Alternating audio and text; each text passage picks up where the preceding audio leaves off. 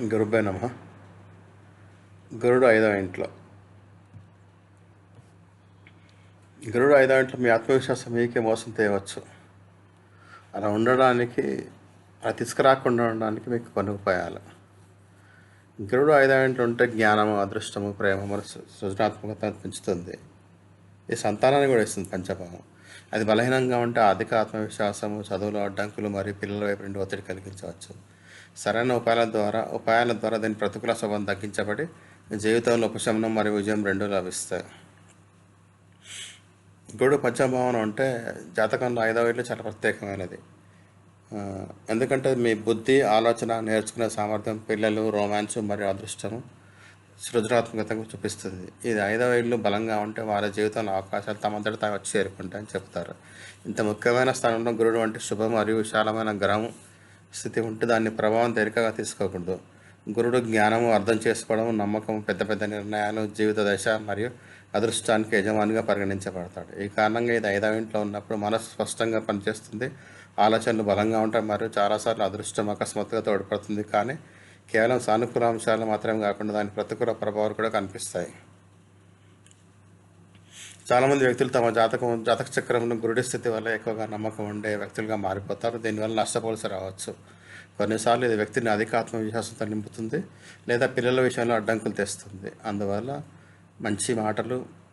మంచి మరియు సవాలుతో కూడిన రెండు అంశాలను అర్థం చేసుకోవడం చాలా అవసరం. ఈ వ్యాసంలో గురుడు ఐదవ ఇంట్లో ఉంటే ఏ లాభాలు తెస్తుందో, ఏ విషయాలకు భయపడుతుందో, ఏ సులభ ఉపాయాలు మీ జీవితంలో కష్టాలను తగ్గించగలవో మీరు తెలుసుకుంటారు. మీ జాతక స్థితి కూడా మీకు ప్రత్యేకంగా ఉపయోగకరంగా ఉంటుంది. గురుడు ఐదవ ఇంట్లో ఉండడం వల్ల సానుకూల ప్రభావం, తీవ్రమైన బుద్ధి మరియు బలమైన అవగాహన. గురుడు మనసుకు స్పష్టమైన దశనిస్తాడు. ఈ కారణంగా అలాంటి వ్యక్తులు అవగాహన ఇతరుల కంటే భిన్నంగా ఉంటుంది. చదవడం, పరిశోధన, రాయడం మరియు మాట్లాడడం వంటి వాటిలో సహజ ప్రతిభ ఉంటుంది.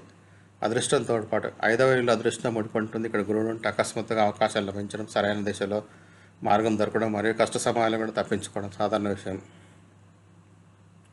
పిల్లల నుండి సుఖం. ఈ స్థితి ఉన్న వ్యక్తులకు వారి పిల్లలతో మంచి సంబంధం ఉంటుంది. పిల్లలు మంచి చదువులు చదువుతారు, జీవితంలో ముందుకు సాగుతారు మరియు తల్లిదండ్రులు గౌరవాన్ని పెంచుతారు. సృజనాత్మకత మరియు కళల ప్రతిభ, కళ, సంగీతము, రచన, నటన, డిజైనింగ్ ఆలోచనలు, ఇలాంటి వ్యక్తులకు మెదడు వేగంగా పనిచేస్తుంది. ఈ వ్యక్తులు సృజనాత్మక రంగాన్ని ఎంచుకుంటే త్వరగా గుర్తింపు పొందుతారు. ప్రేమ మరియు రొమాన్స్ల అదృష్టం. సంబంధాలలో నమ్మకం, మధురం మరియు అవగాహనలో కొనసాగుతుంది. ప్రేమలో మోసం తక్కువగా ఉంటుంది. సరైన వ్యక్తిని కలవడానికి అవకాశం ఎక్కువగా ఉంటుంది. గురుడు ఐదవ ఇంట్లో ఉంటే కలిగే ప్రతికూల ప్రభావాలు. అధిక ఆత్మవిశ్వాసం చాలాసార్లు ఈ స్థితిని వ్యక్తికి ఎక్కువగా నమ్మకంగా మార్చేస్తుంది. అలా ఉండి తప్పుడు నిర్ణయాలు కూడా జరగవచ్చు లేదా ఎవరైనా మిమ్మల్ని సులభంగా మోసగించవచ్చు. పిల్లల విషయంలో ఒత్తిడి. గురుడు బలహీనంగా ఉంటే లేదా రాహుకేతు వంటి గ్రహాల దృష్టి ఉంటే పిల్లల విషయంలో ఆలస్యము, టెన్షన్ లేదా ఆరోగ్య సమస్యలు ఎదురవ్వచ్చు.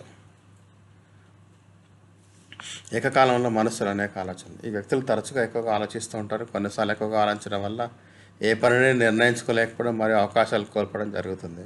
చదువులో అడ్డంకి. గురుడు బలహీనంగా ఉంటే చదువు ముందులో తీసుకెళ్ళిన అడ్డంకి, ఏకాగ్రత లేకపోవడం, ఒకచోట నిలకడగా చదవకపోవడం వంటి సమస్యలు వస్తాయి.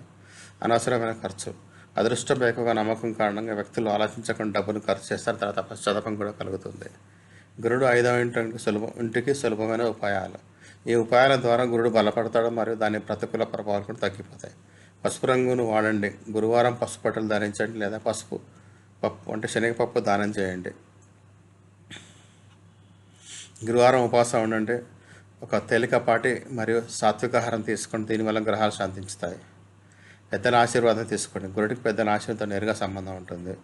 పసుపు తిలకం పెట్టుకోండి. ప్రతి గురువారం పసుపు లేదా కుంకుమ తిలకం వేసుకోవడం వల్ల గ్రహం బలపడుతుంది.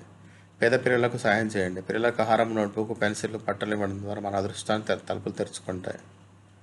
పసుపు పప్పు దానం. గురువారం దేవాలయం మరియు ఇతర అవసరమైన వ్యక్తికి పసుపు పప్పు ఇవ్వడం, శనగపప్పు కానీ బఠానీలు కానీ ఇవ్వడం వల్ల శుభంగా పరిగణించబడుతుంది. ధన్యవాదాలు.